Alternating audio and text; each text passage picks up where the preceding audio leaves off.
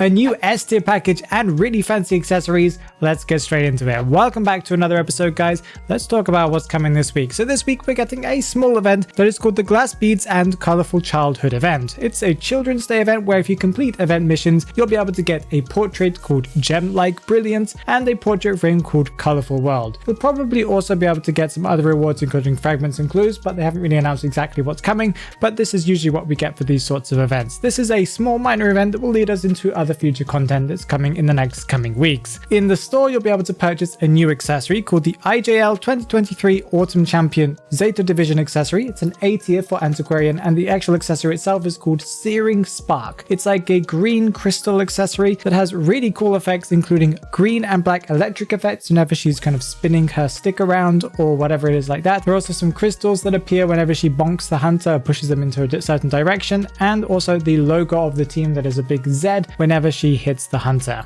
Something that's not exactly in-game, but is very important for you guys to know because you guys really want to get free rewards, of course, is that in the special Identity 5 Discord server, I believe not the NGP server, but the official Identity 5 server. I don't know why they have two servers, they can just combine them, but either way, a while ago they made a check-in feature, but it was broken and they had to fix it. So you'll be able to do daily check-ins to get tons of rewards, including a daily check-in of 1 friendship note. Each week you'll be able to get an extra 10 clues. If you log in for 3 days in a week, you'll get 20 clues and 2 friendship notes. If you log in daily, you'll be able to get 1 friendship note. If you log in each week, you'll be able to get 10 clues. If you log in for 3 days during a week, you'll be able to get 10 clues plus 2 friendship notes. If you log in 7 days of the week, you'll be able to get an extra 29, or I think I might have mistyped, this might be an extra 20 clues, and 1 friendship pen and 5 remnant things. I've forgotten what they're called, but you know, special currency. If you log in 14 days of a new season, I believe you'll be able to get extra rewards. They weren't really clear exactly which ones you'll be able to get each season, but I guess it could depend. And if you log in for a total of 200 days to this thing, you'll be able to get a special portrait and portrait frame along with other rewards as well. This week we'll also be getting some character days, and we'll be getting 2. One of them is for Bata, and that is on the 29th. This is going to be his 3rd character day, meaning he's going to be getting an animated graffiti. That's going to be very exciting. And on the 1st of June, so the 1st of next month, we'll be getting Acrobat's character day. That's going to be his 5th character day, meaning he's going to be getting a wall hanging that you'll be able to put on your wall, that is essentially just a massive portrait of him. I'm pretty sure a lot of people are going to be excited about this, but as far as we know, on May 31st, this week, we'll be getting Faro Lady added to the test server. So that means we'll be able to find out what her abilities are. I'm expecting the next couple of days they're going to release a video showcasing her ability. I also want to mention that they have released her story, and this is kind of like a summary. Evelyn, an orphan with unique talents, becomes a Faro Lady under her adoptive mother's guidance. Her life of manipulation and luxury leads to debt and a fatal accident, making her a fugitive. A benefactor offers freedom in exchange for training new Faro Ladies for 10 years. As freedom nears, Evelyn must confront a defected protege at Elitas Manor. This was kind of a summary of what I saw, so might kind of be a little bit off. I might be a little incorrect on some things. Definitely worth watching the video and reading the full summary that I think someone has made somewhere. I can't remember where they put it. And another thing that we're getting this week that should actually be coming out on the day of this video's release is we're getting the results from NetEase's monthly Q&As. This is probably going to give us a lot of information about what's coming over the next couple of weeks, maybe next season, stuff like that, maybe some adjustments and game modes and stuff like that.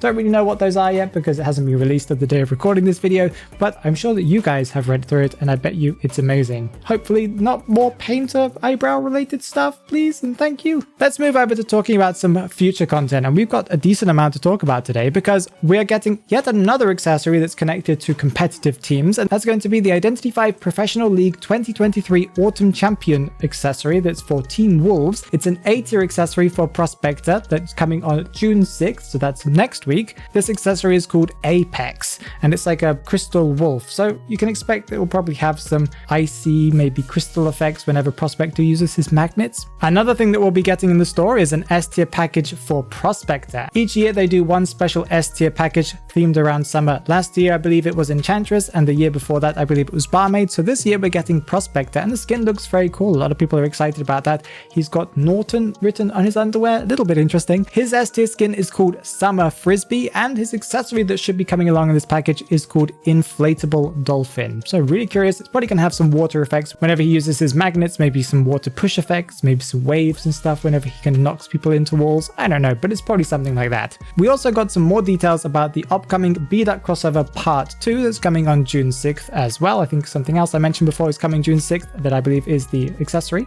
During this event, you'll be able to get special rewards by completing different tasks, including 2 portraits, one called Trendy Rice and one called Trendy Buffy, and of course matching frames, so one called Trendy Rice and one called Trendy Buffy. We'll be getting a graffiti called Trendy Buffy and an accessory called Buzz Doll that is for all survivors. It's an interesting looking accessory. I'm not sure if I'm a big fan of it, but I'm sure some people are. There'll be a sharing event where you have to share specific content for specific rewards, including a B tier pets for survivors called Tiny Bee Duck. And as I mentioned last week, there'll be some content being added to the store, including the A tier skin for prisoner called Rice and the A tier for perfumer called Buffy. Also, we'll be able to find the B tier pet called Tiny Jack in the store. Both of the skins that I just previously mentioned, the prisoner one and the perfumer one, should have a discount for the first week. Something they're adding to the test server that I don't think they've really made super mega public. In the test server, they're going to be adding some changes to the game engine, some updates to that game engine. We'll probably be getting an improvement to the quality of performance mode and other types of modes that you can select, kind of depending on how your phone can handle the game and stuff like that. We should be getting improved frame rates in game and possibly reduced package size, if I understood it correctly. And they also said this, and I don't really know what this means, but I'm going to read it word for word. This was Skushenka who announced all of this, so I'm just going to read it verbatim. It says, new function experience, the test server will update the small map function from the original novice stage to full effect, which can be experienced in matching and ranking and custom modes. Not really sure exactly what that change includes, but maybe it's going to be something interesting. I don't really know. Any improvement to the fluidity and the gameplay and how the game actually runs itself is always a good thing. So many people complain about crashes, lag and stuff like that. So really excited about that. Over the weekend, I hosted a special stream for the Survive and Thrive charity fundraiser event. It was a really fun stream that I did with Music Man. Sadly, I had to cut it into 2 parts as my streaming software crashed, but you guys should go and check it out on the screen right now because it was a ton of fun. We had some really interesting voice changes.